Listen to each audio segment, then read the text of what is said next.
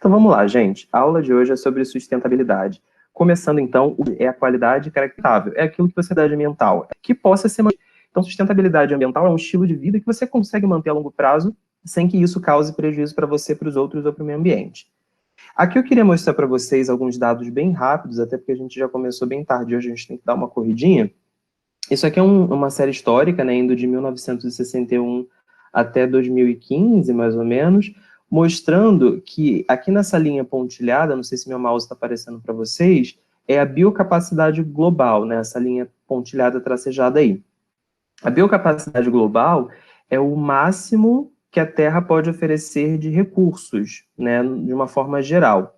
E a gente vê que em todas as áreas, seja de pastagens, produtos florestais, áreas de pesca, áreas cultiváveis, áreas residenciais e carbono, a gente já ultrapassou o ritmo daquilo que a Terra é capaz de produzir de forma sustentável.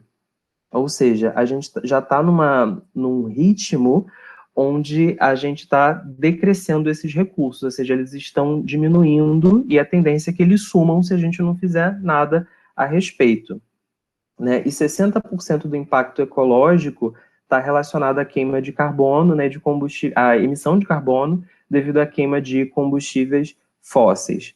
Aqui é um mapa mostrando a cobertura de água potável em área rural no ano de 2010, porque nas grandes cidades, mesmo em países muito pobres, às vezes a coisa é melhorzinha. Então a gente consegue ter uma noção da realidade melhor quando a gente analisa áreas rurais. Então aqui a gente consegue ver vários países onde a cobertura é entre 91% e 100%, alguns, incluindo o Brasil, já estão entre 76% e 90%, alguns países da África, Oriente Médio e Ásia com uma cobertura de 50% a 75% ou até menor. Então a gente vê que muitas pessoas hoje no planeta continuam sem acesso à água potável, e eu estava vendo uma estimativa de mais de 1 bilhão de pessoas que não têm esse acesso. Uma outra coisa interessante, né, e problemática para a gente é com relação ao desperdício de alimentos. E o Brasil é um dos 10 países que mais descarta alimentos em todo o mundo. 10% dos alimentos que estão nos mercados e nas casas são jogados no lixo, 30% se perde nas centrais de abastecimento, 50% do que é jogado no lixo aqui no Brasil é na parte de manuseio e transporte, e 10% se perde ainda na colheita. Isso significa 41 mil toneladas por dia. Isso conseguiria alimentar 25 milhões de pessoas, ou seja, 13% da população brasileira. Esse é a quantidade de alimentos que é jogado no lixo. E por ano são 15 milhões de toneladas, que alimentariam 9 bilhões de pessoas. Isso só o que o Brasil descarta por dia. E só para vocês terem uma ideia, 60% de todos os tomates produzidos vão para o lixo, 45% dos alfaces, 40% das bananas e 30% das melancias vão para o lixo. Em relação ao desmatamento, aqui a gente também vê uma série histórica onde existem oscilações, ou seja, a gente não está vivendo o pior momento de desmatamento no Brasil, porém havia uma tendência de queda e desde mais ou menos 2014 que está subindo e não parou mais de subir. E continua subindo no ano de 2020. Então, não que a gente esteja vivendo o pior momento da história, mas a gente entrou num ciclo de crescimento do desmatamento que ainda não está sendo revertido. A gente também tem um problema muito grande, não só na mata amazônica, né, na floresta amazônica, mas também na mata atlântica. Quando o Brasil foi descoberto lá em 1500, aqui no mapa da esquerda, a gente tem toda a cobertura de mata atlântica que o Brasil tinha, e na direita é a situação atual da Mata Atlântica no Brasil, e está havendo um aumento de desmatamento da Mata Atlântica também. Uma outra questão importante da gente levar em consideração é com relação ao consumo de carne. Aqui a gente tem os países que mais consomem carne, então quanto mais escuro, mais carne esses países consomem. Então a gente vê, por exemplo, que praticamente todo o continente africano ele fica entre 0 e 50 quilos de carne por pessoa por ano. Ou seja, em um ano, cada pessoa consome entre 0 a 50 quilos de carne. O Brasil ele já está na faixa entre 50 e 100 quilos, e existem alguns países onde as pessoas consomem de 100 até 153 quilos de carne por pessoa. E a gente vai ver o impacto disso na natureza, porque para produzir essa carne toda, é muito gasto de água, é muito gasto de recursos naturais, e sem contar que você também precisa de muito espaço. Então, acontece muito desmatamento para que você consiga ter produção dessa carne. Hoje, no Brasil, por exemplo, a criação de gado já está sendo deslocado para a Amazônia. Então, tá acontecendo desmatamento para abrir espaço para pastagem, que é uma coisa super insustentável. Então, aqui é justamente para vocês terem uma ideia da quantidade de água que é necessária para produzir cada tipo de alimento. Então, por exemplo, 1 quilo de carne de boi, para ele, quando o boi ele é abatido, né, no momento em que ele é abatido, 1 quilo daquela carne custou 15.500 litros de água. Né? Então, tudo que ele bebe, a água de todo o alimento que ele consome, né, aquela coisa toda, toda a criação desse boi até chegar no momento em que você vai tirar 1 quilo da carne dele, gastou-se 15.500 litros, então é muita coisa. Carne de porco, 4.800, de galinha, 3.900. Então a gente vê que a carne vermelha é uma carne que demanda muita água para a sua produção, enquanto que os produtos vegetais, a gente vê que eles têm um consumo bem menor de água para ser produzido. Um outro problema muito grande é o problema do plástico. O que acontece? Existe 2,6 bilhões de toneladas de plástico que estão em uso, e esse plástico representa apenas 29% de todo o plástico que está circulando no planeta. 71% já é um plástico descartado, que aí vai se acumular ou nos aterros sanitários, ou vão ser incinerados, ou vão ser reciclados, mas eles não estão em uso. E qual é o grande problema disso? O plástico, ele é um material que leva mais de 400 anos para ser decomposto. Ou seja, se a primeira sacola plástica foi criada em 1950, ela ainda está na natureza. E todas as que foram criadas depois dela também estão. Então, esse que é o grande problema. A primeira sacola plástica só vai ser decomposta em 2300, mais ou menos. Né? Então, vai demorar muito. Então, se a gente ficar acumulando plástico e mais plástico até lá, vai chegar ao ponto que o planeta não vai ter o que fazer com tanto lixo, né? Porque é um lixo que vai se acumulando e não se decompõe, né? Em relação ao lixo nos oceanos, o Brasil é o quarto país que mais despeja lixo nos oceanos, ficando atrás apenas dos Estados Unidos, da China, da Índia e da Indonésia. Sendo que China e Índia, por exemplo, são países com mais de 1 bilhão de pessoas e pessoas que vivem em extrema pobreza. Estados Unidos tem uma população também muito maior do que a nossa, o dobro da nossa praticamente. Então, o Brasil ele tem consideravelmente uma grande eliminação de lixo para o tamanho da sua população. Uma outra coisa também muito importante, falando de problemas ambientais, é a quantidade de espécies de animais que entraram em extinção ao longo do tempo. Então, aqui não são dados absolutos, né? Isso aqui são taxas cumulativas, mas a gente vê que tanto mamíferos, vertebrados, pássaros e outros vertebrados, a partir de 1800, eles perderam populações muito rapidamente. Então, várias espécies desapareceram num período muito curto da história. E vira e mexe, a gente recebe, né, algumas matérias, morreu o último exemplar do animal X, né? Então, vira e mexe, isso acontece. E uma outra coisa também é o aumento da temperatura terrestre. A Terra ela passa por ciclos de refrigeração e aquecimento, isso é normal. Mas a gente vê que essas alterações sempre giravam assim, em torno de menos de 1 grau de diferença para mais ou para menos. Né? Então você vê que quando ela resfriava, não passava de 1 grau de diferença da média de temperatura. E quando aquecia, né, a gente também tinha aqui um aquecimento relativamente constante, sendo que depois de um certo tempo, parou de resfriar, ficou só aquecendo e foi aquecendo cada vez mais, até que mais próximo aqui de 2019 já chegou a acontecer mais de 1,20 graus Celsius. Parece besteira você pensar assim, poxa, passou de 1 grau de diferença, mas que diferença isso faz? Faz muita, na verdade. Se a gente parar para pensar, liga o ar-condicionado em 20 graus. Aí se você baixa 2 graus, por exemplo, bota no 18, tem gente que já começa a bater queixo. E é uma diferença pequena de temperatura, mas para a pessoa já faz uma grande diferença. E isso porque nós somos mamíferos. Os mamíferos conseguem manter a temperatura interna constante, independente da temperatura do lado de fora. Agora, existem muitas espécies de anfíbios, de insetos, que a temperatura corporal deles depende da temperatura externa. Então, se fica aquecendo demais, é como se eles estivessem em febre.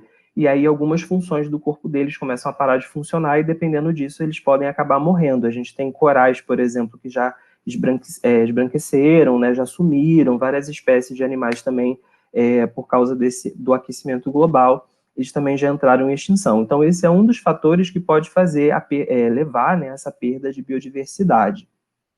Então, a primeira coisa que eu queria conversar com vocês é o seguinte: qual o nível de importância que o cristão deve dar às questões ambientais? E qual o nível de importância que Deus dá às demais coisas criadas além do homem? A gente sabe que Deus se importa com o homem, beleza. Mas Deus se importa com a natureza também? E o quanto ele se importa com a natureza? E uma terceira coisa é: que prejuízos temos como cristãos ao viver em uma natureza em desequilíbrio? Então, eu queria conversar com vocês sobre essas três questões. Quem quer falar comigo primeiro sobre qualquer uma dessas questões?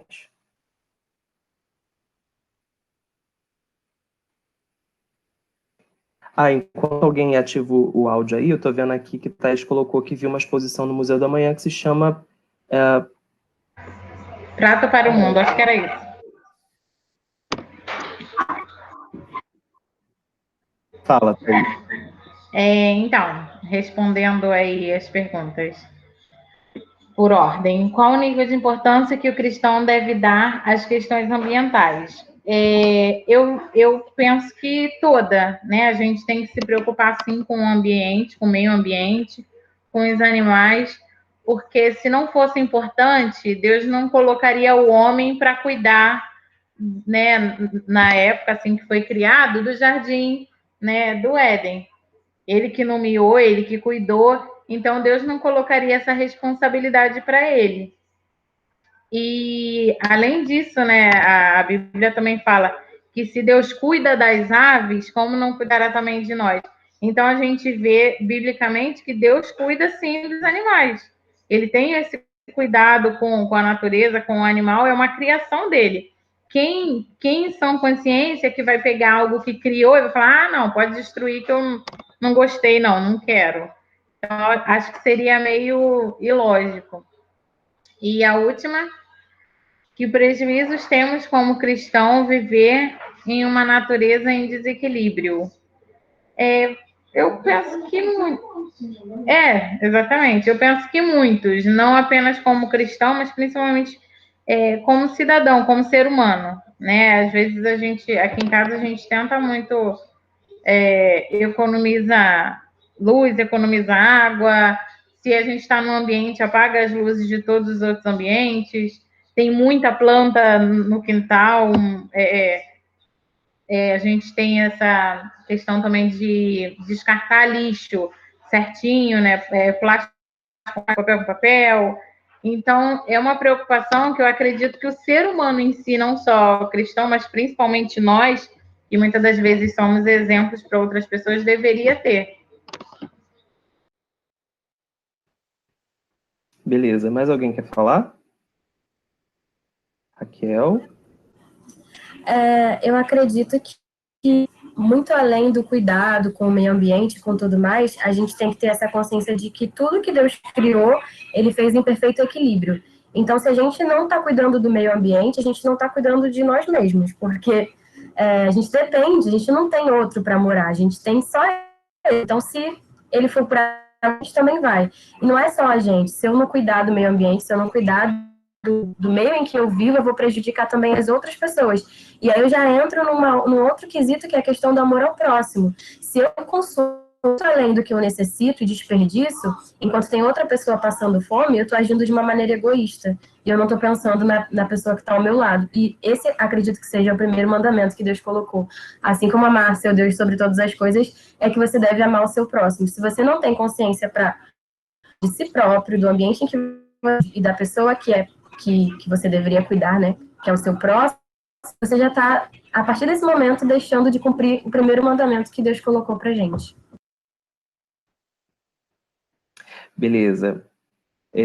Nós temos duas Thaíses, né? Então, Thaís com Y já falou, e Thaís com I, se quiser, pode colocar aí também, se quiser falar, tá? Temos outras discussões depois também, se quiser participar, ou no chat. Então, gente, vamos trazer aqui alguns versículos para a gente analisar. O primeiro é de Romanos 1:20, que fala o seguinte: pois desde a criação do mundo, os atributos invisíveis de Deus, seu eterno poder e sua natureza divina, têm sido vistos claramente, sendo compreendidos por meio das coisas criadas, de forma que tais homens são indesculpáveis. O que esse versículo está querendo dizer? Que, por exemplo, mas eu nunca vi a Deus, né? Nunca presenciei, nunca tive uma prova da sua existência. E o que Paulo está dizendo é o seguinte: a natureza, ou seja, as coisas criadas, elas dão testemunho dos atributos invisíveis de Deus. E quais são esses atributos? O seu eterno poder e a sua natureza divina. Ou seja, se a gente destrói a natureza, a gente está prejudicando que pessoas tenham conhecimento de Deus a partir da natureza também. Né? Porque, por exemplo, antes de Cristo vir à Terra, basicamente as revelações que Deus tinha, ou era ele falando diretamente, né, com o povo, ou através de algum profeta, ou então as pessoas contemplando a natureza. E a gente tem vários casos de pessoas que se aproximaram de Deus e tomaram conhecimento de Deus analisando a natureza. Né? A gente vai ver até alguns salmos de Davi, a gente vê também isso em Salomão, né, o quanto a contemplação da natureza mostra o poder de Deus, né, que você fala, olha, não é possível que isso surja sozinho, né, existe uma mente criativa e poderosa por trás de tudo isso, né, e olha como é que tudo acontece para que os animais tenham sempre comida, né, então eles realmente são cuidados, porque eles não trabalham, não acumulam, né, aquela coisa toda. Então o que ele está falando é o seguinte: por causa da natureza, quem fala que não crê em Deus, que não conhece a Deus, não tem desculpa. É isso que Paulo está querendo dizer. Então você vê a importância que a natureza tem no sentido de dar testemunho dos atributos invisíveis de Deus. Então destruir a natureza é destruir uma ferramenta poderosíssima das pessoas contemplarem a Deus indiretamente. Tá? Outra coisa importante é que tudo que existe na Terra pertence ao Senhor. Então, a gente não pode, por exemplo, pegar uma coisa que é de outra pessoa e sair fazendo com ela o que a gente quiser, né? Ainda mais se for uma coisa destrutiva. Então, do Senhor é a terra e tudo que nela existe, o mundo e os que nele vivem. Então, a gente não pode pegar uma coisa que pertence a Deus e começar a analisar. Eu não sei se alguém ativar o áudio queria falar alguma coisa, se tiver, pode falar, tá? Então, eu ativei sim, Derek. Uma questão que você falou, de repente alguém pensa assim, né? Mas eu não acredito em Deus. Ok, mas cientificamente já foi comprovado a questão do design inteligente. Então, você tem que respeitar esse design inteligente que criou, porque esse mundo onde nós vivemos, é uma coisa que a Raquel falou, esse mundo que nós vivemos que supre muitas das nossas necessidades de alimentação, a água, tudo isso é o ar que a gente respira, que, né, a cada dia mais vem sendo poluído, é desse mundo, desse universo que foi criado para nós. Então, se a gente começa a destruir, a gente não pode querer, em troca, que ele continue a dar frutos, continue nos dando uma água super limpa se a gente está poluindo, um ar super puro se a gente está poluindo. Não tem como.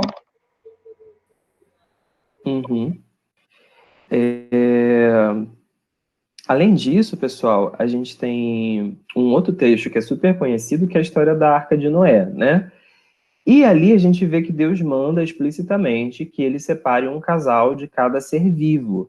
E, gente, isso nada mais é do que uma preocupação com a preservação das espécies. Então, esse foi o único objetivo dessa ordem de Deus. Então, aqui está o trecho: faça entrar na arca um casal de cada um dos seres vivos, macho e fêmea, para conservá-los vivos com você. De cada espécie de ave, de cada espécie de animal grande, de cada espécie de animal pequeno que se move rente ao chão, virá um casal a você, para que sejam conservados vivos, e armazene todo tipo de alimento para que você e eles tenham mantimento. Ou seja, o caso de Noé mostra que Deus ele estava exercendo juízo sobre a terra para recomeçar, né, a humanidade, para limpar aquele pecado, aquela impunidade toda que estava acontecendo, mas essa justiça, esse juízo, acabaria respingando na natureza, que não tinha meio que culpa disso, né? A natureza sofre os efeitos do pecado do ser humano. Então, para que os animais e as espécies não fossem extintas, Deus então deu essa ordem única e exclusivamente com a preocupação de preservar essas espécies. Então, por isso que era um macho e uma fêmea, justamente para acasalar e recomeçar toda a prole depois. Um outro caso muito interessante é o caso de Jonas, que fala o seguinte: disse o Senhor, tivesses tu compaixão da boboreira, na qual não trabalhastes, nem fizeste crescer, que numa noite nasceu e numa noite pereceu. E não hei de eu ter compaixão da grande cidade de Nínive, em que estão mais de 120 mil homens que não sabem discernir entre a mão direita e a mão esquerda, e também muitos animais. Eu achei isso muito interessante, porque Deus ele inclui no argumento dele com Jonas o seguinte: poxa, você ficou super chateado com a boboreira que morreu, você acha que eu não vou ficar chateado de matar um monte de pessoas e de animais? Ou seja, para Deus os animais eram importantes, então Deus teve compaixão deles também, e eles foram um dos motivos pelos quais ele não queria destruir Nínive, não era só por causa das pessoas. Então, muitas vezes, a gente tem aquela visão de que Deus ele se preocupa apenas com o ser humano, que o ser humano é a coroa da criação, e que Deus ama a gente, e que, às vezes, parece que é só a gente. E não é por aí, tá? Eu acho muito interessante, quem tiver depois tempo, dá uma analisada nesse Salmo 104, parece que é o Salmo da sustentabilidade, porque ele fala o quanto Deus cuida dos mínimos detalhes da natureza, então eu acho isso muito legal. Eu tirei alguns versículos, colocou assim: fazes jorrar as nascentes dos vales e correrem as águas entre os montes, delas bebem todos os animais selvagens e os jumentos selvagens saciam a sua sede. As aves do céu fazem ninho junto às águas e entre os galhos põe-se a cantar. É ele que faz crescer o pasto para o gado e as plantas que o homem cultiva para da terra tirar o alimento. As árvores do Senhor são bem regadas e os cedros do Líbano que ele plantou. Nelas os pássaros fazem ninhos e nos pinheiros a cegonha tem o seu lar. Os leões rugem à procura da presa, buscando de Deus o alimento. Então, se você vê, aqui tem duas coisas muito interessantes. A gente vê que Deus ele está por trás de toda a produção que a terra gera para manter as espécies vivas. Então, é Deus que faz as chuvas, que faz nascer os rios fazem nascer as plantas viram de alimento para o gado, as árvores viram também de casa para os pássaros. Então, a gente vê que Deus ele está cuidando de tudo ao mesmo tempo, do ser humano e também das outras espécies. Então, a gente vê aqui mamíferos, a gente vê aves, né? A gente vê várias espécies. E outra coisa muito interessante é que a gente vê o quanto esses ecossistemas estão ligados. Mesmo o rio, né, que vai fazer a árvore crescer, serve de abrigo para o pássaro, né? Então, a gente tem a planta que serve de alimento tanto para o pássaro quanto para o ser humano. Então, a gente tem essas coisas bem interessantes. Botando aqui nesse ciclo sem fim, né? Tipo o Rei Leão. Continuando o Salmo 104, ele fala o seguinte: quantas são as tuas obras, Senhor? Fizeste todas elas com sabedoria. A terra está cheia de seres que criastes. Todos eles esperam em ti para que lhes dê o alimento no tempo certo. Olha que legal, né? Então, no anterior, eu achei bem interessante essa coisa que os leões rugem à procura da presa, buscando de Deus o alimento. Ou seja, Deus é ele quem alimenta até o ato da predação, né, de matar um animal para se alimentar, é Deus quem fornece a esses animais. E é por isso que, apesar de não fazerem planejamento de estoque de alimentos, essa coisa toda, eles não ficam com fome. Quantas são as tuas obras, Senhor, né? A terra está cheia dos seres que criaste, todos esperam em ti para que lhes dê o alimento no tempo certo, tu lhes dás e eles o recolhem. Abres a tua mão e saciam-se de coisas boas. Quando escondes o rosto, entram em pânico. Quando lhes retira o fôlego, morrem e voltam ao pó. Quando sopras o teu fôlego, eles são criados e renovas a face da terra. Tem algumas versões que falam quando sopras o teu espírito. Esse fôlego, às vezes, em algumas traduções, é colocada como espírito. Então, Deus soprando o seu espírito sobre a terra, renova a face da terra.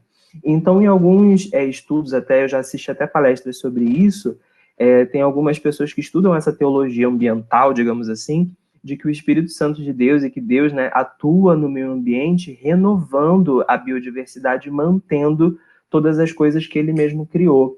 E esse salmo traz meio que essa ideia, né, do quanto as coisas são ligadas umas às outras, né, dessa questão mesmo de teia, de ecossistema, e o quanto Deus ele cuida de todas elas e ele renova a sua própria criação. E em Mateus, a gente vê o seguinte: observem as aves do céu, não semeiam, nem colhem, nem armazenam em celeiros. Contudo, o Pai Celestial as alimenta. Não tem vocês muito mais valor do que elas? Isso falando sobre a questão da fé de que Deus vai suprir as suas necessidades. Mas se a gente pegar esse trecho para analisar uma outra vertente, isso aqui são palavras de Jesus e que ele está dizendo o seguinte: olha, Deus cuida de todos os animais. Essa é a primeira afirmação que ele faz. E na segunda ele fala, poxa, por causa disso tenham fé, vocês não têm muito mais valor do que elas? Então não é que Deus não se importe com os animais, com as plantas e tudo mais, mas a gente entende que sim, ele tem um carinho mais especial pelo ser humano. Não significa que o ser humano é a única coisa que existe. Deus também cuida das aves do céu, de todos os animais, de toda a biodiversidade. A segunda discussão que eu queria ter com vocês é com relação à minha função em relação à natureza.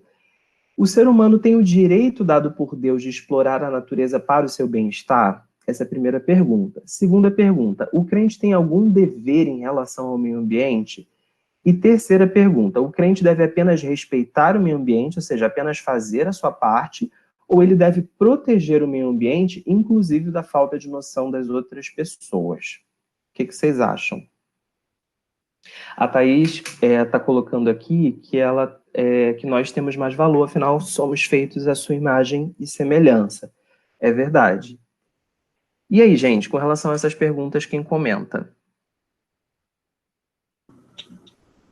Para a primeira pergunta, se a gente tem o direito de explorar a natureza, eu acredito que sim. Eu acredito que Deus fez o mundo como fez, justamente para que a gente tivesse o nosso sustento, tivesse meios, né, para a nossa sobrevivência. Mas isso não nos dá o direito de fazer isso de maneira exacerbada. Quando a gente ultrapassa os limites, quando a gente faz além do que é necessário para a nossa existência, eu acredito sim que a gente esteja atacando nesse sentido. O crente tem algum dever em relação ao meio ambiente? Acho que sim, né? Até volta um pouco na primeira pergunta. A gente tem que cuidar daquilo que Deus planejou e criou para nós, mas a gente não precisa, não há necessidade de consumir além do que de fato a gente tem.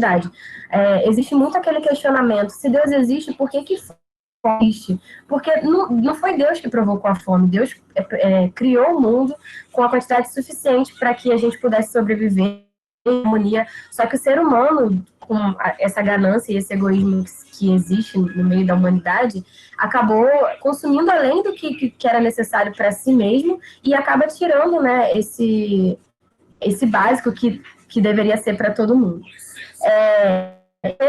Eu acredito que o crente deve respeitar, mas também acho válido se aliar a formas de conscientizar ou de promover algum tipo de conscientização, porque se a gente faz só a nossa, a gente meio que fica à mercê de que o outro também tenha consciência.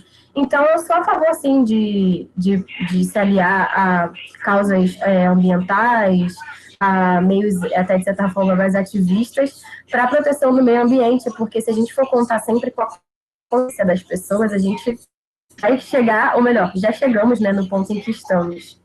E muito mais do que fazer a nossa parte, acho que a gente precisa estar sempre se atualizando e buscando conhecimento sobre isso, porque, por exemplo, a questão da produção dos alimentos. A gente pode até não ser culpado, entre aspas, pela maneira como a indústria e como as pessoas que produzem o nosso alimento fazem isso de maneira insustentável.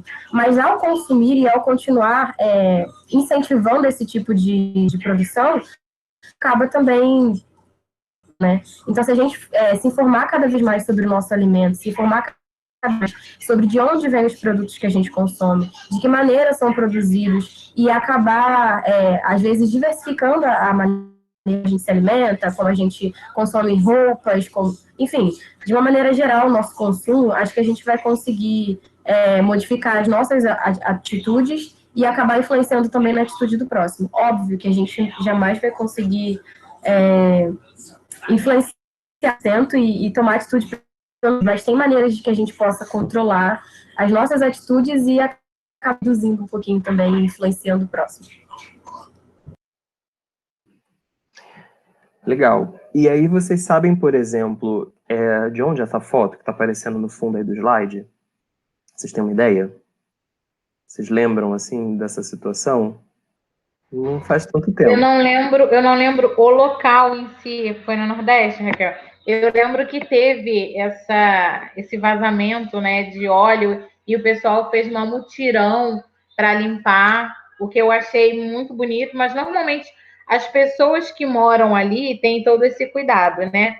Infelizmente é a indústria que não tem.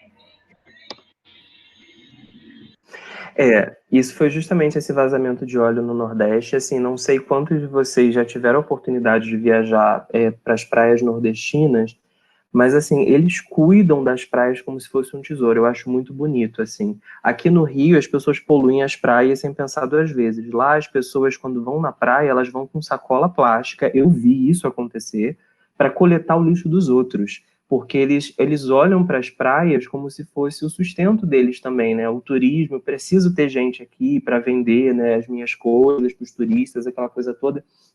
E as praias são muito lindas, então, assim, quando você olha para aquele cenário, por exemplo, até hoje eu não esqueço de Maceió, quando eu fui, e também eu tive o privilégio de nadar no Rio São Francisco, é lindíssimo, assim, é muito legal lá, e só de pensar que aquilo pode ser destruído de alguma forma te dá um aperto muito grande no coração. Então, as pessoas criaram um amor, um carinho muito grande, não só pela questão do sustento, mas porque gera essa paixão mesmo, sabe? Eu fiquei apaixonado por aquele lugar, acho que se eu morasse lá eu faria a mesma coisa.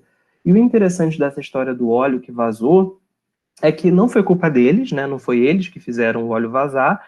Esse óleo era tóxico, então eles poderiam colocar a saúde em risco, mas eles deram um jeito, até se expuseram um pouquinho ao perigo, mas foram lá e ajudaram na limpeza, né? E fizeram até mais até do que o próprio governo local. Oi.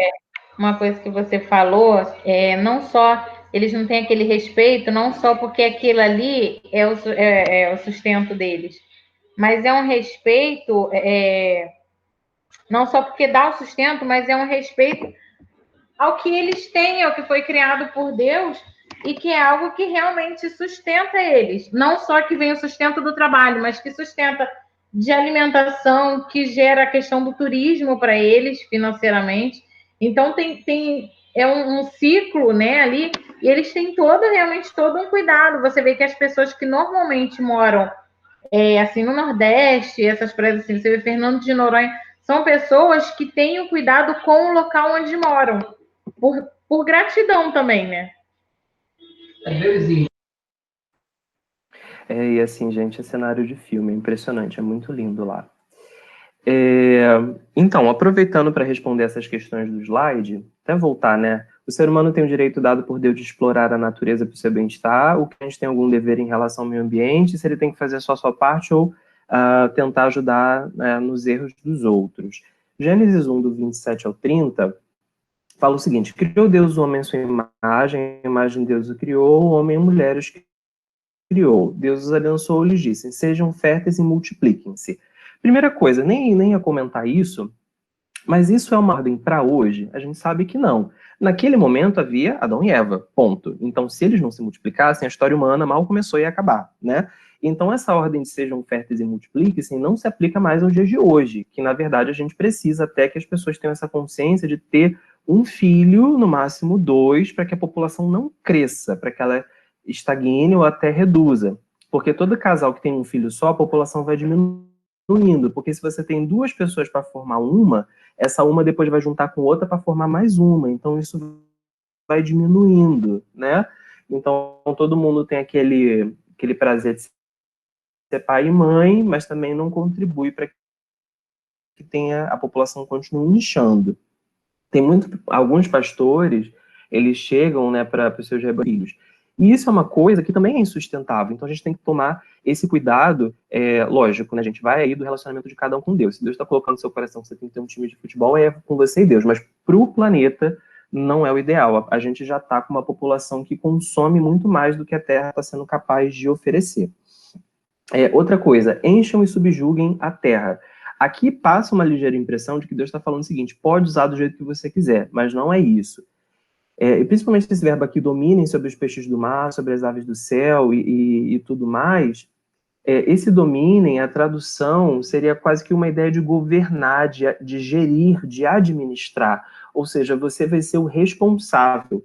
Não significa que você é o dono. O dono continua sendo Deus. Então é isso que a gente tem que estar muito claro na nossa cabeça. Disse Deus: eis que lhes dou todas as plantas que nascem em toda a terra e produzem sementes, e todas as árvores que dão frutos com sementes. Elas servirão de alimentos para vocês. E aí entra a primeira treta desse trecho. Repara que Deus está falando o que vai servir de alimento para vocês? As árvores e as frutas. Aparentemente, parece que Deus não está colocando a carne como opção. Depois eu vou explicar por que dessa treta, né? Porque tem muita gente que usa esse texto para dizer que antes da queda do homem, que Deus estaria sugerindo um estilo de vida vegetariano. Que é até interessante esse pensamento, porque é um estilo muito mais sustentável. Até a gente já viu, né, aquela questão do gado, da quantidade de água que precisa, do espaço, do impacto ambiental de grandes criações, né, aquela coisa toda. Mas será que é realmente isso? A gente vai ver daqui a pouquinho. E outra coisa que ele fala aqui embaixo: eu dou todos os vegetais como alimento a tudo o que tem em si fôlego de vida, todos os grandes animais da terra e todas as aves do céu e todas as criaturas que se movem rente ao chão. Ou seja, qual é o alimento desses animais todos? Eu dou todos os vegetais como alimento para tudo que tem fôlego de vida. Então tem muita gente que usa esse texto como um argumento de que antes da queda do ser humano não havia necessidade de predação, de caça e de se alimentar de carne. E a gente sabe que até no começo da vida, até a ciência fica falando isso, de que o ser humano não consumiu carne desde sempre, né? E a gente vai ver aqui algumas outras coisas. Depois eu entro mais nessa discussão. Gênesis 2,15 fala: o Senhor Deus colocou o homem no jardim do Éden para cuidar dele e cultivá-lo. Então repara que um pouquinho antes, em Gênesis 1, domine sobre os peixes, domine sobre as aves, domine sobre os animais. Só que esse domínio realmente não é de você ser dono. Tanto que em Gênesis 2 fala que Deus colocou o homem lá com uma função, que é para cuidar desse jardim e para cultivar esse jardim. Ou seja, muito antes da queda, porque muita gente acha que quando o pecado entrou no mundo é que começou o trabalho, como se o trabalho fosse uma punição de Deus porque o homem pecou. Na verdade, o trabalho já existia muito antes da queda, porque a queda acontece em Gênesis 3. Então, em Gênesis 2, o homem já está arando a terra, ele já está cuidando do jardim, né? Então, essa é a função para a qual Deus o colocou lá. Então, a gente tem esse papel de ser administradores do meio ambiente. Deus é o dono e nós somos empregados de Deus com essa função de cuidar dos recursos naturais. E essa conjunção para, né, é uma conjunção que expressa a finalidade, ou seja, a finalidade de Deus ter colocado o homem no Jardim do Éden é para cuidar dele e para cultivá-lo. Falando sobre essa questão da dieta vegetariana ou vegana, o que acontece? Todas as vitaminas, elas são essenciais para nós, ou seja, se a gente tiver falta dessas vitaminas, a gente desenvolve doenças. E chama muita atenção a questão da vitamina B12. A vitamina B12, ela praticamente só existe em produtos animais. Então, carnes, peixe, ostra, frango, fígado, caranguejo. A gente vê a única coisa diferente são ovos, queijos, e eu acho que isso aqui é um espinafre. Não sei, essa parte de verdura não é muito meu forte de identificar. Eu vou no hortifruti e fico meio perdido. Então, o que acontece? Quando você consome vitamina B12 numa quantidade adequada, as suas células vermelhas do sangue, elas ficam assim, ó. Elas ficam bem coradas e o centro apenas pálido, porque esse é o normal mesmo das hemácias. Todas mais ou menos com formato arredondado, né, aquela coisa bonitinha. Na ausência de vitamina B12, elas já ficam com um meio bem mais clarão, inclusive a gente às vezes consegue ver até o que a gente chama de hemácias em alvo, que é como eu estou passando aqui o mouse em cima, não sei se vocês estão vendo, a borda aqui em cima corada, depois um halo branco, depois outro halo corado, é como se fosse um alvo, né? Isso não é normal, a gente vê que tem bem menos hemácias aqui, e eles estão cada um com formato. Isso aqui vai causar um problemão para a gente em relação ao fornecimento de oxigênio. Isso aqui pode também formar trombo com mais facilidade, né? Então a pessoa fica cansada, ela não tem disposição, fica anêmica mesmo, né? Então a gente vê que se um estilo de vida te deixa doente, é porque aquele estilo de vida não foi criado para você. Então, o que acontece? O vegano, ele não pode comer nada nem animal, nem carne e nem nada derivado do animal, né? Então, por exemplo, ovo não poderia, queijo não poderia nada disso. O vegetariano poderia comer queijo, ovo, né, as verduras em geral. Então, ainda assim, ele teria uma fonte de vitamina B12. Então, é interessante que muita gente diz que uma dieta vegetariana ou uma dieta com baixo teor de carnes é tanto saudável para a pessoa como sustentável para o planeta. E aquele texto de Gênesis, ele meio que sugere um pouco isso, né? De você não basear sua alimentação tanto em proteínas, em carnes, né? E a gente viu lá naquele começo da aula que a gente consegue comer muita carne e o custo disso é que outros países consomem quase que zero. Ou seja, não tem carne para o mundo inteiro. Então, para que um país fique naquele vermelhão do mapa para comer carne para caramba, outros praticamente não vão ter nada. E eles meio que já estão numa dieta de restrição de carnes e estão vivendo, né? Alguns com anemia, outros não. Mas eu achei uma discussão bem interessante, porque muita gente considera que a dieta não vegana, mas a dieta vegetariana, seria uma dieta mais saudável para o ser humano e também sustentável para o planeta. E é possível você consumir vitamina B12 sem exagerar no consumo de carnes. Então eu achei isso bem interessante, e aí fica essa treta no ar. Um outro texto muito interessante que responde aquela terceira pergunta é: pensem nisso, pois quem sabe que deve fazer o bem e não faz, comete pecado. Ou seja, se você pode fazer o bem, se você está vendo uma questão ambiental que você pode ajudar a resolver, o que você pode contribuir, você não faz, você está deixando de fazer o bem. É lógico que esse texto, na carta de Tiago, estava falando sobre fofoca, estava falando sobre outras coisas, não estava falando sobre a questão ambiental.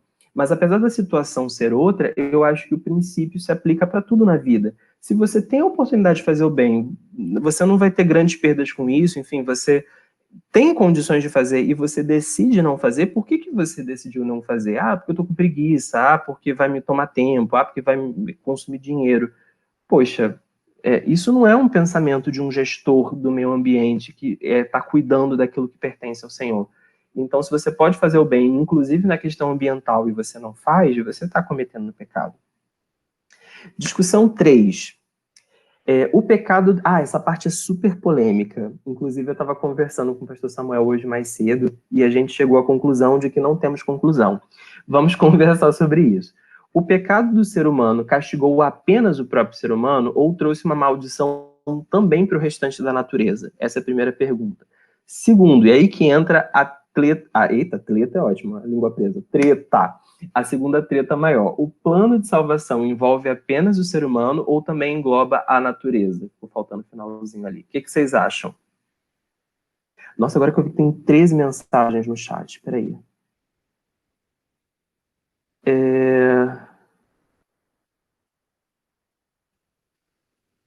Peraí, a Thais está falando que Jesus não iria se contradizer e comer peixe e mandar fazer sacrifício de animais, pois era, o emprego não era o trabalho.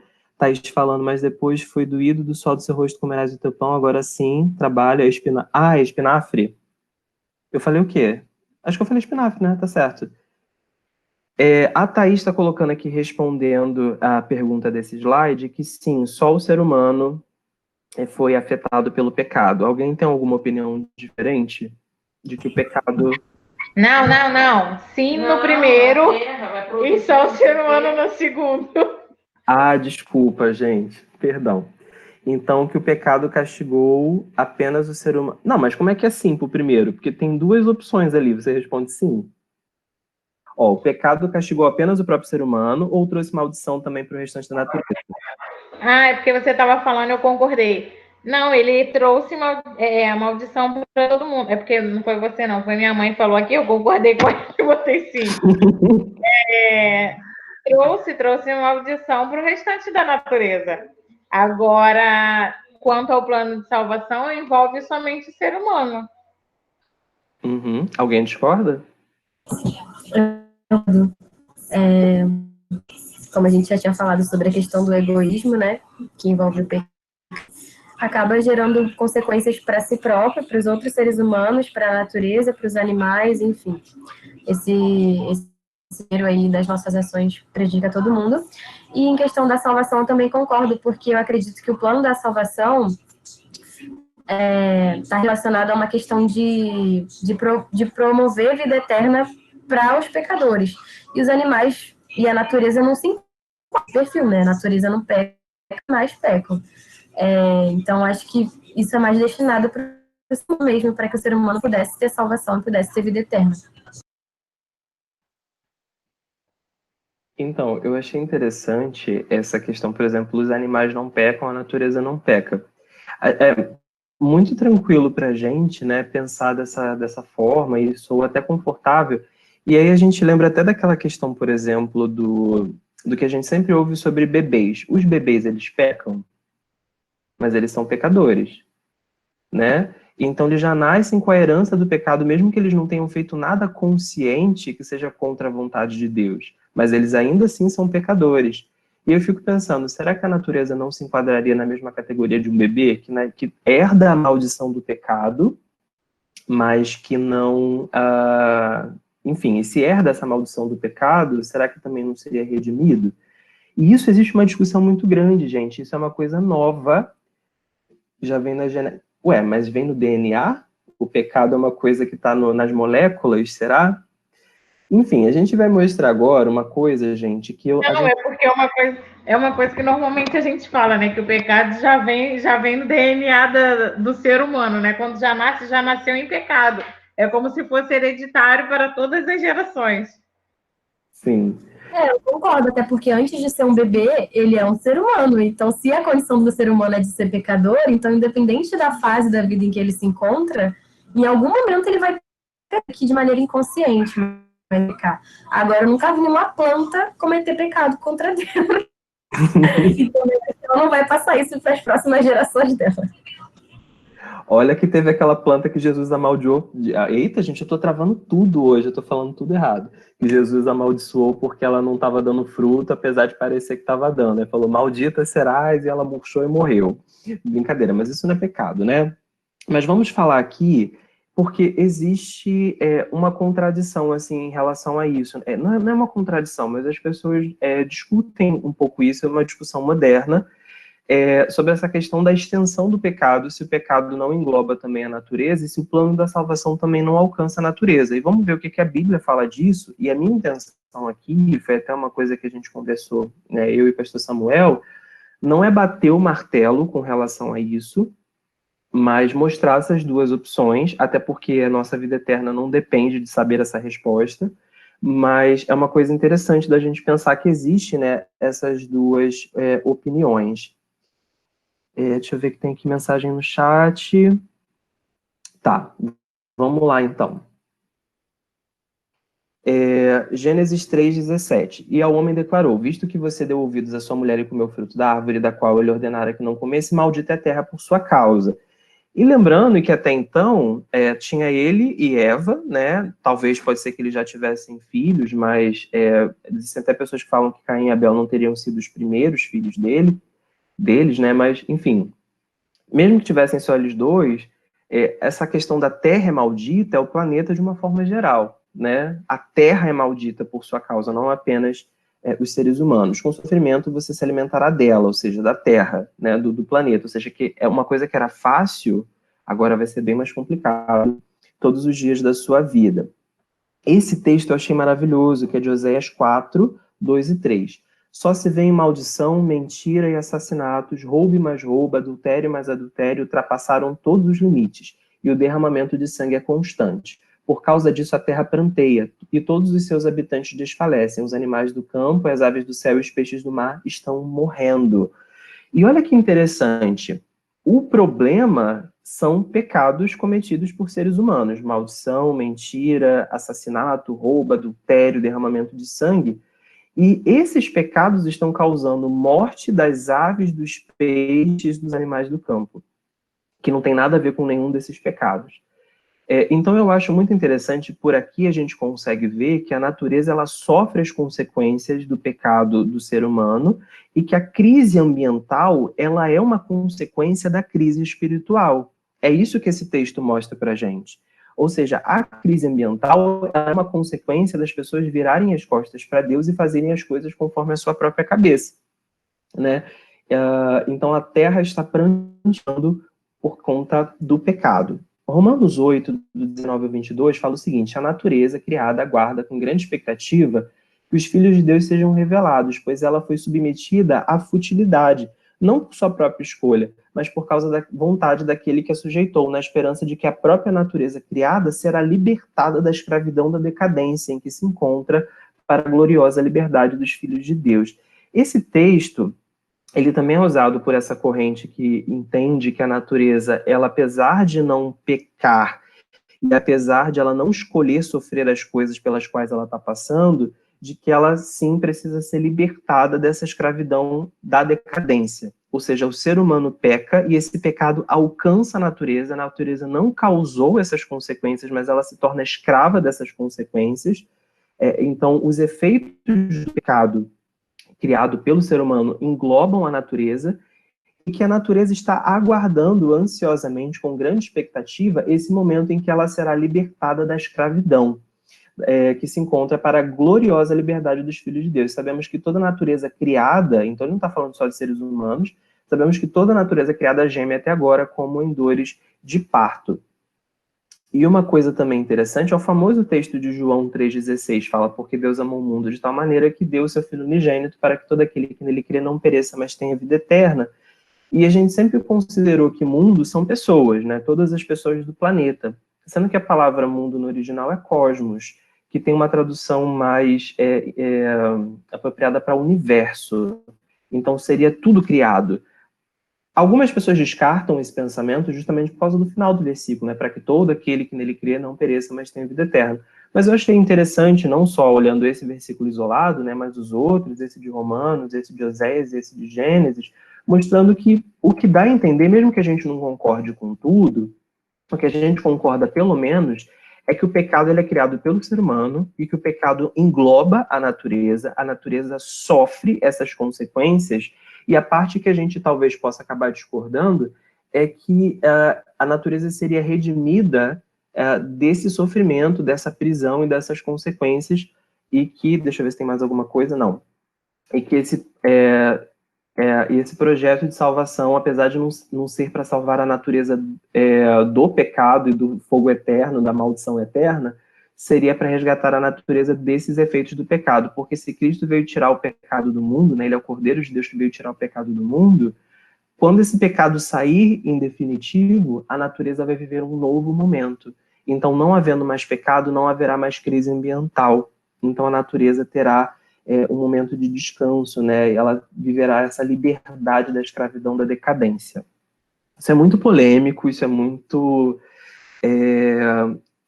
confuso e muito novo, mas existem pessoas, até alguns teólogos, que falam que sim, por esses textos e talvez até por análise de alguns outros. Eu até assisti uma palestra uma vez de uma pessoa que falou categoricamente isso, ele é um teólogo até conhecido, que o sacrifício de Cristo, ele redimiu não apenas os seres humanos, mas toda a criação.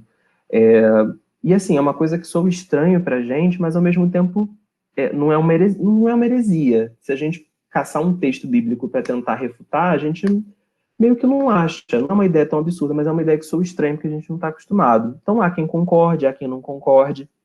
Tá? Então tem essas duas correntes. A corrente clássica, que a gente conhece, né, que o sacrifício foi para salvar o pecador, e tem essas pessoas que se apropriam desses textos até para dizer que o sacrifício de Cristo e todo o plano de salvação é para tirar o pecado do mundo, dar uma nova chance ao pecador de se reconciliar com Deus e também de resgatar toda a criação. Porque uma vez que o pecado sair, o meio ambiente vai então viver um momento.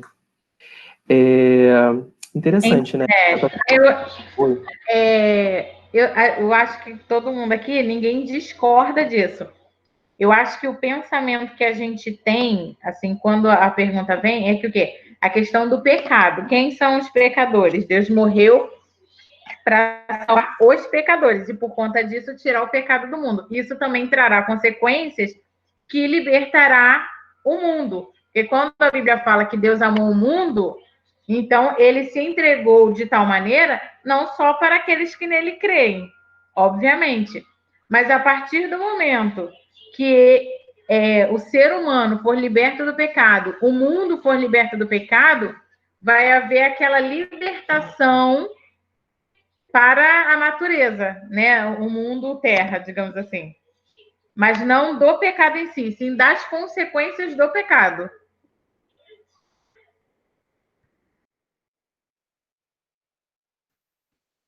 E assim, depois vocês coloquem no chat o que vocês acharam desse texto que eu parei, que foi o de Oséias, que eu achei sensacional. Eu nunca tinha pensado por essa forma, né? E eu estava estudando alguns materiais e eu achei isso muito brilhante. A Bíblia dizendo que a crise ambiental, seja ela qual for, a raiz dela é a crise espiritual. Eu achei isso muito, muito incrível. Inclusive, até algumas revistas seculares assim falavam que a Bíblia já falava de sustentabilidade. Né? Eu não lembro se é da Super Interessante, se é da época, mas teve uma revista assim famosinha, né, de circulação, que uma vez criou uma manchete, teve duas, na verdade, e criaram uma manchete sobre o quanto a Bíblia já falava de sustentabilidade. E é uma coisa que a gente realmente não vê no dia a dia das igrejas, assim, a gente conversar sobre isso, né? E eu acho até legal a gente está tendo essa série de estudos, porque nenhum tema que a gente está trazendo é um tema batido. Eu estou achando quase todos meio que inéditos. Não vou dizer que nunca foram falados, mas talvez para mim, para vocês, alguns desses tenham sido a primeira vez que a gente faz um estudo sobre, né, determinados temas. Seguindo aqui, discussão 4. Ser sustentável é caro? É ruim para a economia? No geral, é vantajoso? Tem muita gente que pensa assim: se começar a proibir desmatamento na Amazônia, não sei o que, a gente vai perder dinheiro, não sei o que. Se eu for criar coisa sustentável para minha rotina no dia a dia, eu vou gastar 5 vezes mais. Enfim, é isso mesmo? Se você acha que sim, pode falar que sim, e no geral é vantajoso? Não, claro. Na verdade, essa é uma ideia de que a indústria passa para a gente de que é caro, porque assim como todas as doenças, tudo aquilo que chama atenção, a indústria se aproveita disso para criar um nicho de comercialização e fazer com que a gente invista dinheiro naquilo, sendo que, na realidade, essa indústria verde que existe, de produtos sustentáveis e orgânicos, na realidade não está preocupada com ela está preocupada em lucrar. Ela sabe que existe um público que está interessado nesse tipo de produto, nesse estilo de vida, então, a partir disso, se criam produtos para atender essa demanda que apareceu, mas não preocupada com o meio ambiente em si. Então, não é caro ser sustentável, desde que você faça isso de maneira consciente. Tem várias formas de você conseguir consumir, por exemplo, produtos orgânicos sem ir lá no mercado e comprar aquela caixinha que vem de orgânico. Você pode conhecer um pequeno produtor da sua região próxima e pegar produtos diretamente dele, que era muito comum antigamente, né? E hoje, com essa questão dos mercados, das farmácias, deixando isso cada vez mais de lado. Você também pode plantar no seu quintal, por exemplo, em vez de comprar. É ruim para a economia? Também não, porque quando você consome produtos de mercado, na maioria das vezes eles vêm de grandes empresas. Se você consome, por exemplo, de um pequeno produtor, você está no sustento daquela pessoa, você, de certa forma, também está gerando a economia. Então, acredito que sim, seja vantajoso, só precisa se informar um pouco mais sobre isso e aplicar das maneiras mais viáveis possíveis ao nosso estilo de vida. Raquel, eu achei sensacional a sua fala, porque a sua fala é justamente o que eu penso, e foi uma aula, assim, eu achei brilhante que você colocou. A Thaís, ela colocou no chat que ela não acredita que ser sustentável seja caro, de que também não é ruim para a economia, mas pode ser ruim para a indústria, porque a indústria, né, vai ter seus interesses, e ela acredita que seja vantajoso, sim. A outra Thaís ainda não falou nada, aparece aí no chat. Thaís, minha noiva, amor, aparece no chat, estou com saudade de você. Digite alguma coisa, fale conosco. A Thaís vai te matar, né? Para ficar registrado no YouTube quanto eu amo. Daqui a pouco ela vai matar mesmo, deixa eu parar. Ela colocou... Cadê? Enfim, vamos seguir aqui. Então, gente, falando, por exemplo, da energia solar. A energia solar, ela é cara para você investir. Ela é o preço quase que de um carro popular, né, para você colocar na sua casa. Mas por que ela não é cara no final das contas? Porque, por exemplo, ela começa a gerar uma economia na conta de luz que por volta ali do 6º ano, do 7º ano, mais ou menos, você já zerou o seu investimento. Ou seja, tudo aquilo que você tirou do seu bolso para pagar já voltou para você. Então, você entra no momento zero, que é esse momento de amortização. E todo o resto do tempo é de economia. Então, esse gráfico mostra o quanto você economiza em 25 anos, que é o prazo mais ou menos que o aparelho começa a pifar. É um aparelho que dura bastante e que ele gera uma economia absurda. Cara, é lógico que é puxado você ter uma grana para investir, tipo, 25 mil à vista, né?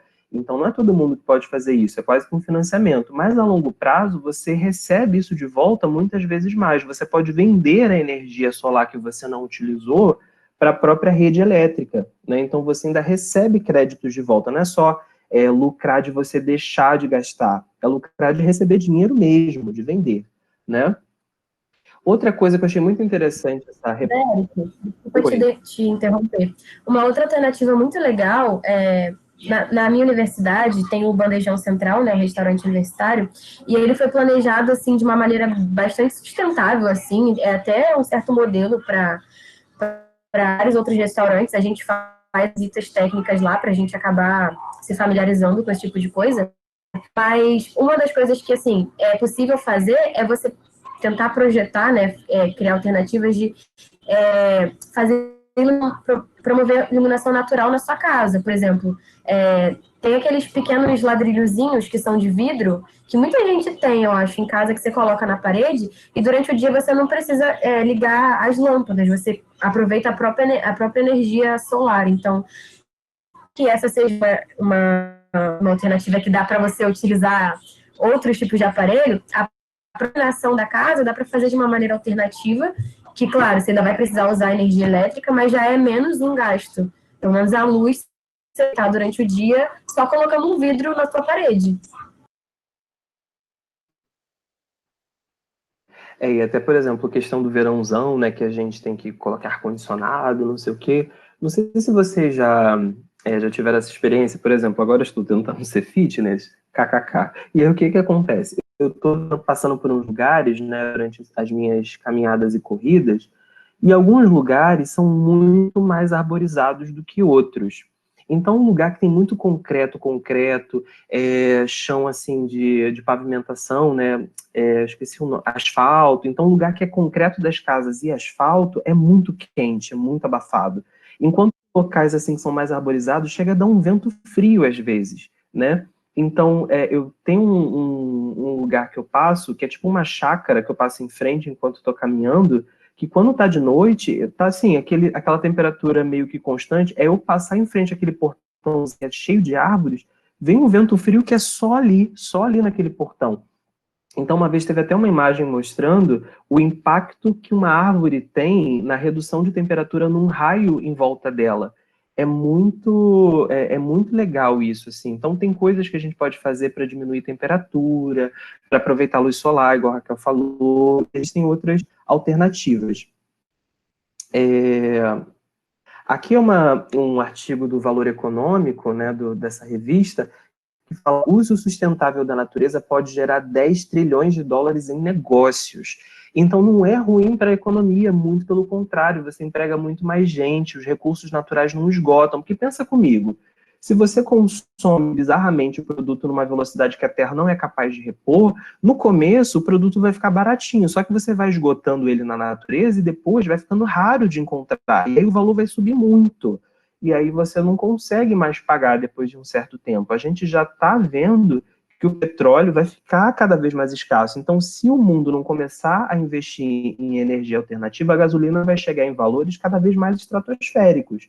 Né? Então, a gente vê o quanto o combustível já está subindo de preço ao longo do tempo. E se a gente não se adaptar, isso é ruim para a nossa economia, para a economia no geral, porque a gente não vai poder arcar com a demanda que a gente tem. Então, a forma de conseguir vender é colocar o preço lá em cima, que aí menos gente procura, e aí você consegue abastecer um mercado menor que vai pagar mais.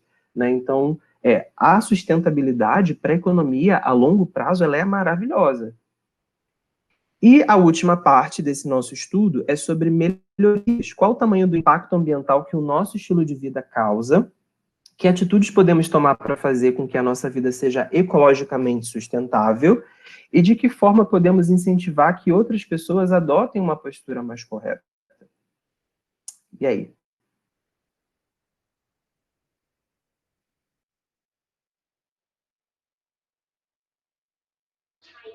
Então, A primeira pergunta, desculpa.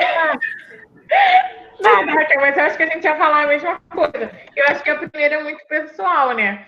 Porque tem gente que tem um estilo de vida totalmente louco, desperdício de alimento, de luz, de água, não cuida da natureza, joga lixo no valão, dentre outras coisas.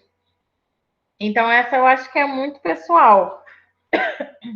Mas a segunda, eu acredito que também, porque as atitudes, cada um sempre tem como evoluir, né? Sempre tem coisas que a gente pode estar fazendo a mais para estar ajudando ecologicamente, né? Para estar cuidando do nosso país, da nossa natureza.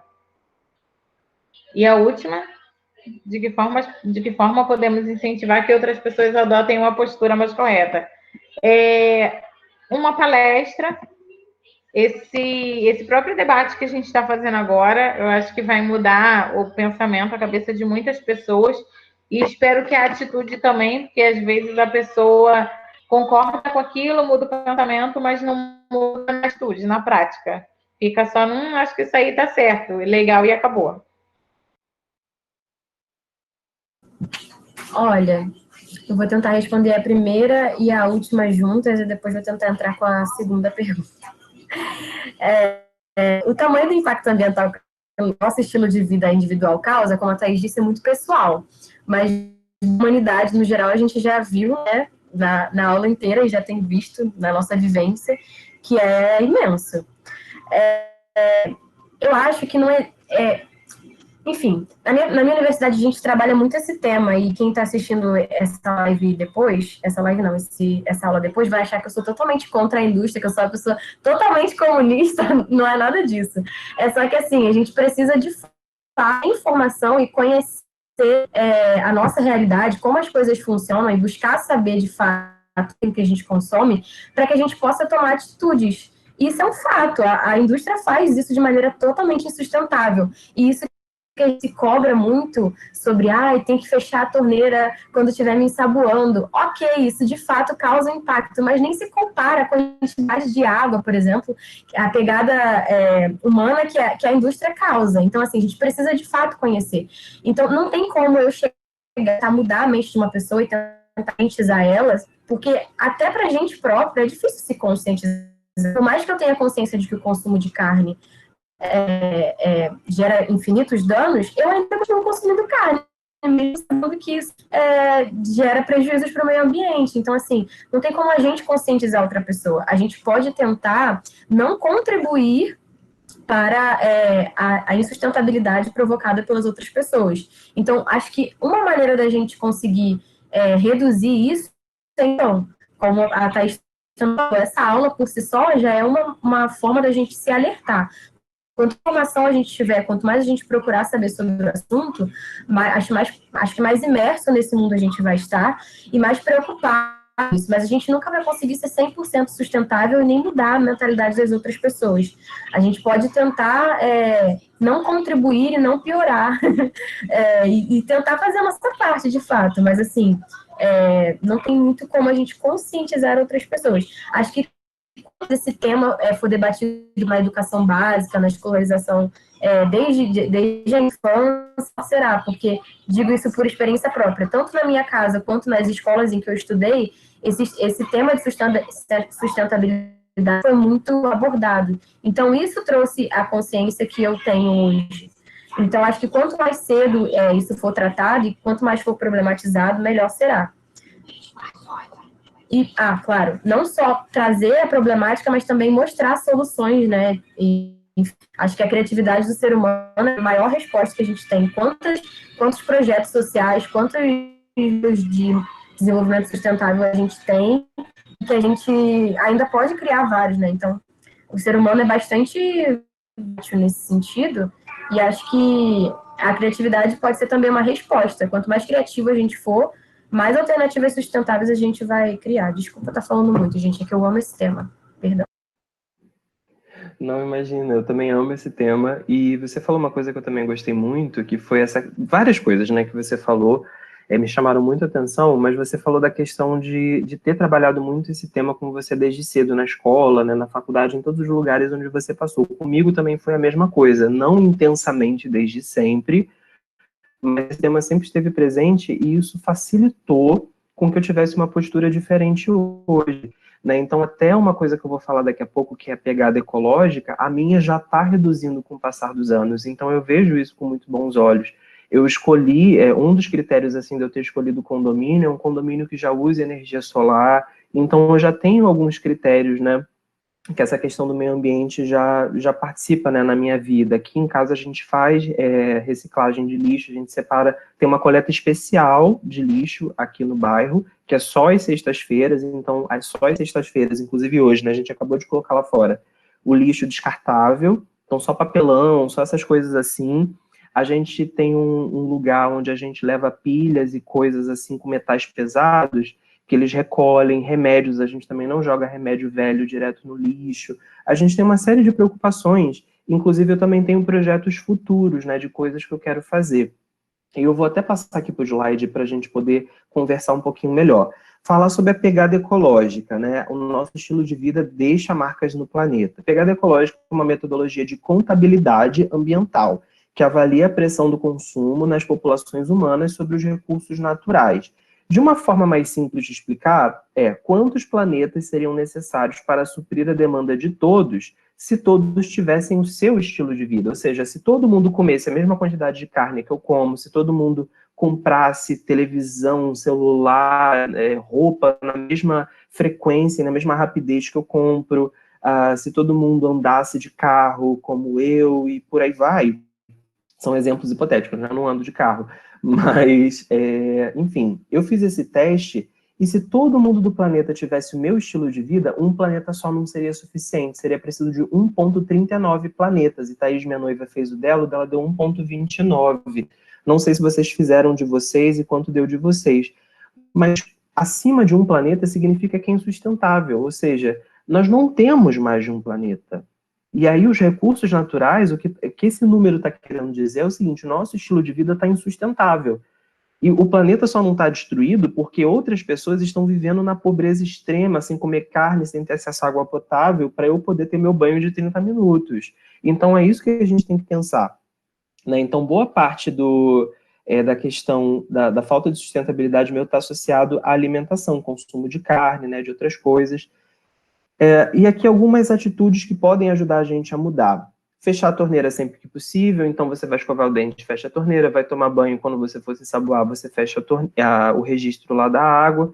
Então, isso são coisas que parecem besteira, mas eu estava vendo, por exemplo, que existem aviões que a Raquel está colocando que o dela deu 1,33. Tá falando que não tá acreditando que não tem coleta especial para outros bairros. Pois é, eu não sei exatamente porquê, mas no meu bairro agora tem coleta seletiva, toda sexta-feira, e bastante gente tem colocado, achei isso bem legal. A Thaís colocou que o dela deu um planeta certinho, então legal, né? Então tá assim, nem sustentável, nem insustentável, tá ali no limite, mas tá bom. O da Raquel deu 1,33. Eu sou o pior de todo mundo aqui. Mas sabe o que acontece? O meu, ele era 1,8. Eu era bastante insustentável. E ainda assim, se a gente parar para pensar, pois é, a Raquel está colocando aqui de um professor dela, deu 8 planetas. A média mundial é de 1,5, ou seja, a maior parte do planeta já vive de uma forma insustentável. Os americanos, lá nos Estados Unidos, né, de uma forma geral, a média deles é de 5 planetas. E da Europa, eu acho que é em torno de 8. É isso que você colocou mesmo. Tá? Então, aqui a gente tem preferir energia limpa, então, sempre que possível, tentar procurar, né, se der, colocar uma energia solar, aproveitar a energia eólica. Lógico que essa questão da energia limpa é uma coisa mais voltada para os governos, né? E são coisas que são caras, mas que são investimentos que retornam depois desse dinheiro. E, por exemplo, no Nordeste, você tem muitas áreas de sertão que tem sol pra caramba, não dá para plantar, não dá para fazer quase nada lá, mas poderiam ser grandes campos de captação de energia solar para que você não utilize hidrelétricas que causam um impacto ambiental absurdo. Para você represar a água ela tem que inundar uma grande quantidade de terra. e aí você mata os bichos, enfim. Então, toda vez que você constrói uma nova hidrelétrica, você está causando um grande impacto ambiental. Só para vocês terem noção, as cataratas de Foz do Iguaçu, se eu não me engano, se fossem abertas todas as comportas ao mesmo tempo, eu acho que pegaria, acho que 20%, inundaria 25% da Argentina, um negócio assim. Uma vez um professor de geografia estava me falando. Então, para você ver a quantidade ali do sul, né, da Argentina, do norte, sei lá. Então, assim, a quantidade de água que está represada ali, né? Então, você imagina o quanto de território brasileiro não foi encharcado, alagado para poder represar aquela água toda. Então, energias limpas têm um menor impacto ambiental. Outra coisa, preferir produtos de baixo consumo de energia. Lâmpadas de LED, então elas são mais caras, mas elas duram mais tempo e gastam menos energia. Então, esse consumo menor de energia é bom tanto para o seu bolso quanto para o planeta. Não ser exageradamente consumista. Tem muita gente que compra um iPhone 12 porque acabou de sair o 12, não sei, estou chutando números, tá? Não sei se tá no 11, sei lá que número é. E às vezes ele acabou de comprar o anterior, mas saiu uma nova versão, ele tem que atualizar, ele tem que estar com a nova versão. Se saiu um jogo novo, ele tem que comprar o jogo novo. Se saiu uma nova roupa, tem uma nova coleção de alguma coisa, ele tem que comprar essa nova coleção. Então não é por necessidade, é por puro consumismo, para acumular objetos. Né? A Thaís está colocando que na casa dela quase não come carne, todas as luzes são de LED e só está acesa onde eles realmente estão. Isso aí. Aqui em casa nem todas são de LED. Não sei, inclusive não sei se nós temos luz de LED. Temos, mas não são todas. E é uma coisa que eu, inclusive, pensando em mudar já. Uma outra coisa também importante é reciclar o seu lixo. Ter cuidado, igual eu falei também, questão de remédio que está fora da validade, você não jogar direto no lixo, na sacola plástica, tá? Pilha, bateria, nada disso que tem metais pesados na composição pode ser jogado direto no lixo comum, e é super difícil você encontrar um lugar que recolha. Então, o legal não é jogar no vaso o remédio não, Thaís.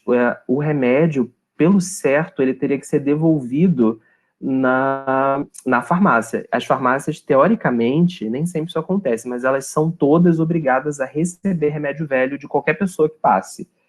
Isso na teoria, tá? Na prática, eu já fui em algumas farmácias tentar devolver remédio velho, eles não aceitaram.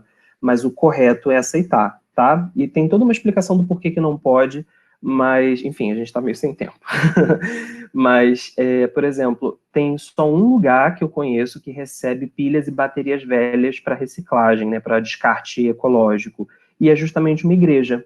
A minha antiga igreja, que é Parque São Basílio, eles têm tipo um recipiente que fica voltado para a rua, para qualquer pessoa que quiser jogar pilhas e baterias depositar ali, que eles têm um descarte totalmente correto para aqueles, e para eletrônicos em geral, né? Não só para pilha, bateria, mas se é quebrado velho que você não vai mais usar, que é um eletrônico que você quer descartar, você precisa fazer um descarte ecológico.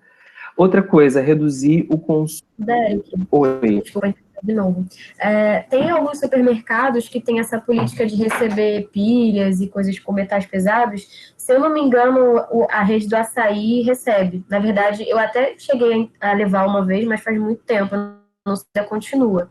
Mas os mercados fazem essa coleta e aí dá para pesquisar direitinho na internet que você encontra quais que tem essa política.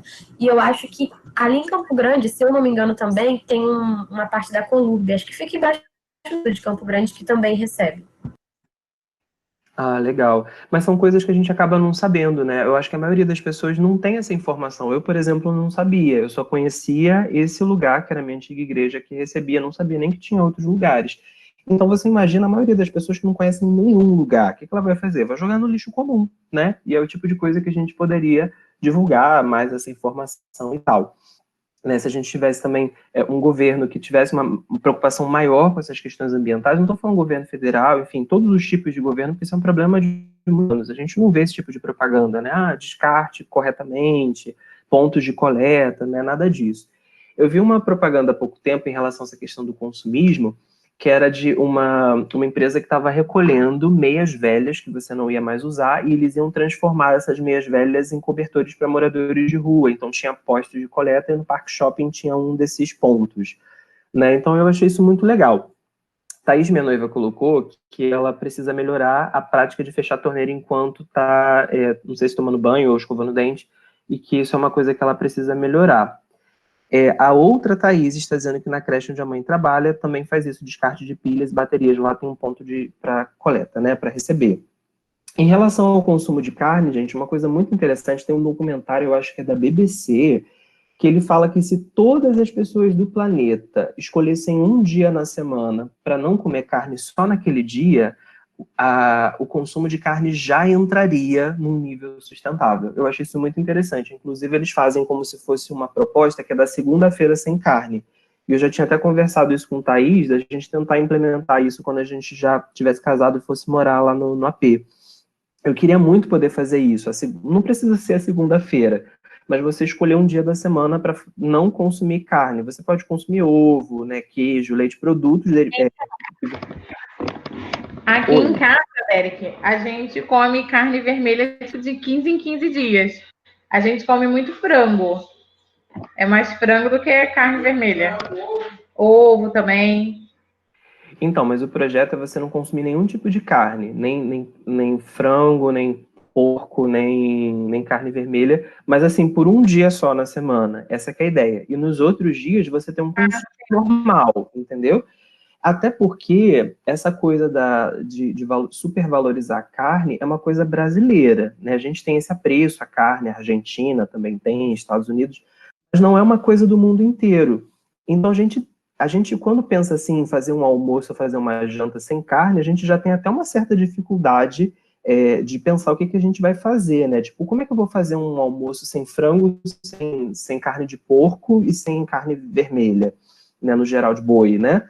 E existem várias opções. Você pode fazer macarrão com molho de tomate caseiro e um queijo parmesão em cima. Você pode fazer um ratatouille. Você tem outras opções, né? Então você escolhe um dia na semana para fazer alguma coisa que não leve ovo, pode. Ovo, leite, queijo, tudo isso pode. Não pode comer a carne, entendeu? Um dia na semana. Essa que é a proposta e eu tô super afim de fazer isso, porque eu acho que é uma coisa não só saudável para mim, porque você comer carne todos os dias é uma coisa que não te faz bem, tá? Não faz bem para sua saúde, e é uma coisa também que ajuda o planeta. E tem até um documentário que eu vou tentar achar e depois mandar para vocês que fala sobre isso, que o ritmo que o planeta está produzindo e consumindo carne é uma coisa insustentável e ele mostra estratégias que você pode ter para reduzir, né, o consumo dessas carnes. Uma outra coisa também com relação ao transporte público, a gente a gente que é pobre usa porque é o que tem, né? Mas muitas vezes, assim que a gente tem a opção de ter carro, a gente abandona de vez o transporte público.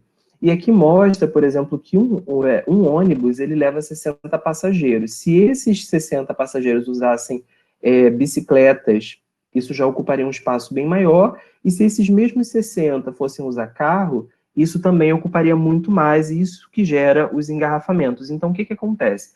Por justamente a gente não ter uma administração que investe em alternativas ecológicas, a gente não tem, por exemplo, incentivo de ciclovias muito bem estruturadas, a gente tem calçadas pintadas de vermelho, muitas vezes, que aí passa na garagem dos outros, tem um carro estacionado, a gente não tem ciclovia decente, a gente não tem um ônibus com dignidade. Então, se a gente tivesse um transporte público adequado, isso resolveria engarrafamento, pessoas que faltam emprego, chegam atrasadas, a produtividade aumentaria. Então, a questão ambiental, ela está muito relacionada ao emprego, ela está muito relacionada à economia. Não sei se vocês sabem, mas cada R$1 que você investe em saneamento básico, você economiza 4 no SUS, porque existem várias doenças associadas à falta de saneamento básico que gastam muito dinheiro do Ministério da Saúde. Então, a questão ambiental, ela passa por várias outras, inclusive pelas questões espirituais, como a gente viu hoje. Então, a gente tem que olhar para esse tema com muito carinho e tentar pensar de que forma a gente pode reduzir a nossa pegada ambiental, focando aí no momento em que a gente vai ficar com uma nota, né, com um valor abaixo de 1, que esse é o ideal. Eu, por enquanto, estava em 2, 1,8, já caí para 1,39 e quero continuar melhorando. E através do nosso exemplo, a gente pode contagiar outras pessoas. Então, aqui Eu já estou conversando com pessoas que já têm essa preocupação e que já estão fazendo coisas. E a gente não está falando só de teoria, a gente está falando da nossa prática, da nossa vivência, daquilo que está dando certo, daquilo que está dando errado. E quem sabe o nosso exemplo também não vai contagiar outras pessoas a olharem para a questão ambiental com outros olhos, olhar o quanto Deus se importa com isso e o quanto a gente sim precisa se preocupar com isso e fazer algo a respeito. Então, eu acho que a discussão de hoje também vai repercutir muito bem no YouTube depois para as pessoas pensarem sobre isso. Se você está assistindo depois aí no YouTube, deixa nos comentários do vídeo se você tem essa preocupação, se você já faz alguma coisa para tentar melhorar o impacto ambiental que o seu estilo de vida causa, né? O que você tem achado desses conteúdos que a gente colocou aqui hoje? Dá um like no vídeo, compartilha com seus amigos, se inscreve no canal. Momento blogueirinho, né? Fazendo essas divulgações todas. E é isso, gente. Espero que vocês tenham gostado. Eu amei falar desse tema. Finalizo, então, novamente com 1 Coríntios 10, 31. Portanto, quer comais, quer faças qualquer outra coisa, fazer tudo para a glória de Deus. Deixa eu tentar ativar aqui a minha câmera, pelo menos nesse finalzinho, só para dar um oi para a galera para me despedir. Deixa eu ver, cadê minha câmera? A Raquel falou que nem precisa dizer que amei, que amou, né? A Thaís também. Foi muito legal, gente. Eu amo esse tema também. Obrigado a todo mundo que participou. Obrigado a todo mundo que está assistindo depois. Um grande abraço para vocês e até a próxima.